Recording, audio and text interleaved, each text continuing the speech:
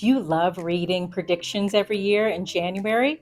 Me too, which is why I thought it would be really fun to see how I did with my predictions this year. Ready? Let's go. At the beginning of the year, I did accurately predict that buyers would be reluctant to go into the market. And I was basing that on those buyers who require a mortgage. Those who are paying cash were very active in this second quarter. I continue to say this is a great time to buy, and we haven't seen a huge amount of activity lately under $3 million. Those sellers are now negotiable. And while you might be looking at higher monthly payments now, when the mortgage rates come down, you can refinance. My prediction for sellers was that this year that they would have to be cautious about pricing, and that remains true. I also thought that many sellers might hold off coming onto the market, and therefore we would have a shortage of inventory like we have seen in the rest of the country. And yet that didn't happen. At the end of the second quarter, we saw that the inventory level was up to 7,338 homes on the market, which represented a 2-year high. In January, inflation rates were dominating the headlines, and we all talked about, could you imagine if the inflation rate went down to 2 to 4%? Well, right now it's at 3%. And I was aghast at the rental prices, which were driven up by inflation. They were at $4,200 a month for the median price. And today the median price is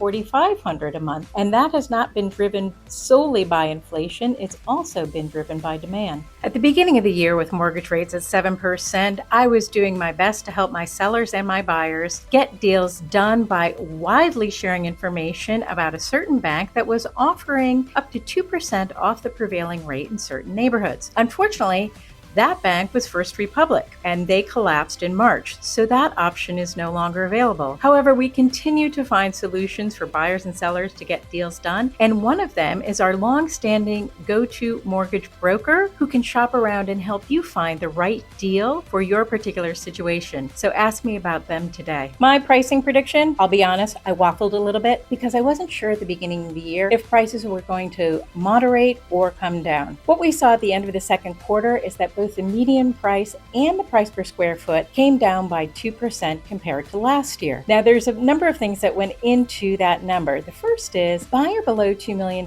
typically needs a mortgage to buy. Not all of them, but typically. So there are fewer transactions in that range. And if you're looking for a property in that range, it's probably seen price drops lower than 2%. And yet what fueled those numbers was the boom in the luxury products as buyers got into the market quickly while prices are still attractive.